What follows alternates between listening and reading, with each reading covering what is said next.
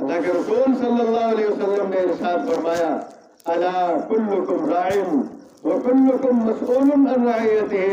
اے لوگوں خبردار ہو جاؤ، تم میں سے ہر شخص اپنے ماتحتوں کا نگراں ہے،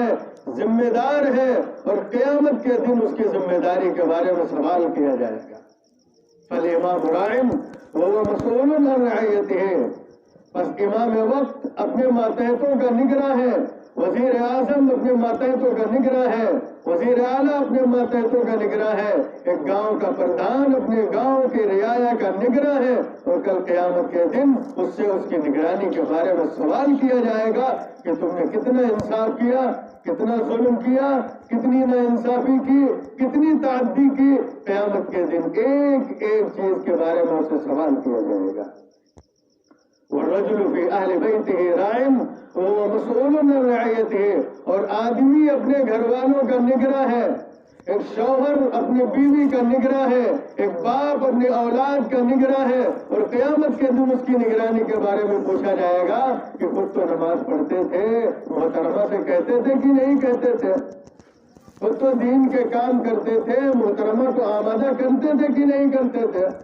خود تو دین کا کام کرتے تھے، لیکن اولاد سے کہتے تھے کہ نہیں کہتے تھے۔ قرآن نے فرمایا یا ایھا الذین آمنوا قوا انفسکم واہلیکم نارا، اے ایمان والو بچاؤ اپنے آپ کو اور اپنی اولاد کو جہنم سے۔ قرآن نے یہ نہیں فرمایا صرف اپنے آپ کو بچاؤ، بلکہ فرمایا اپنے ساتھ ساتھ اپنی اولاد کو بھی بچاؤ، اپنی اولاد کو بھی تاکید کرو نیک کاموں کے، خیر کے کاموں کی، ورنہ قیامت کے دن اللہ کے یہاں بات پرس ہوگی۔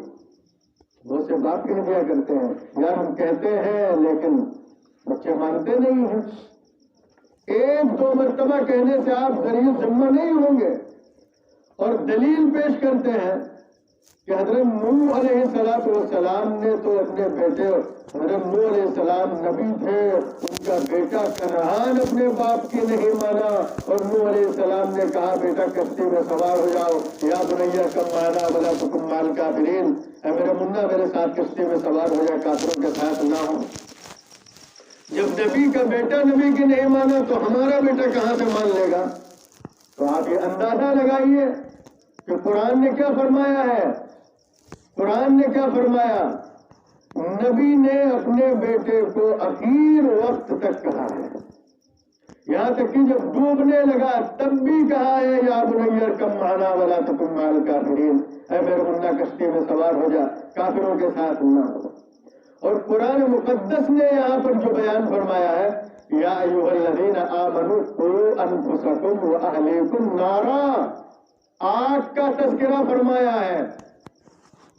اور میں آپ سے پوچھتا ہوں جتنے لوگ یہاں پر بیٹھے ہیں، ہر ایک باپ ہے، اگر آپ کے سامنے آپ کا چھوٹا بچہ آگ جل رہی ہے اور وہ آگ کی طرف جا رہا ہے تو کیا آپ اس کو بیٹھ کر دور سے نصیحت کریں گے بیٹا یہ آگ ہے اس کے پاس مت جانا، یہ تجھ کو جلا دے گی، بہت خطرناک ہوتی ہے، اس طرح وہ بیٹھ کے تقریر کریں گے؟ بلکہ جھپٹ کر اس کو آگ کے اٹھائیں گے تاکہ یہ آگ اس کو نقصان نہ پہنچا دے۔ تو جب ہم دنیاوی آگ سے بچانے کے لیے تل ملا جاتے ہیں، جھڑپتے ہیں، تڑپتے ہیں بیٹے کو ایذا نہ پہنچ جائے، اور جہنم کی آگ اس آگ سے کئی گنا بڑھی ہوئی ہے، اس جہنم کی آگ کی طرف بچہ جا رہا ہے، اس کی ہمیں کوئی پرواہ نہیں ہوتی، اس کی ہمیں کوئی شکایت نہیں، اس سے ہمیں کوئی شکوہ نہیں۔ اور پھر جب اولاد بڑی ہو کر مظالم ڈھاتی ہے، نافرمانیاں کرتی ہے، جب یہی اولاد بات نہیں مانتی ہے تو پھر مولویوں کے پاس چکر لگتے ساتھ تعریف کر دے کہ ارے اولاد تو نافرمان ہو گئی۔ اپنی ماضی دیکھیے، تربیت کیسی کی تھی، پرورش کیسی کی تھی،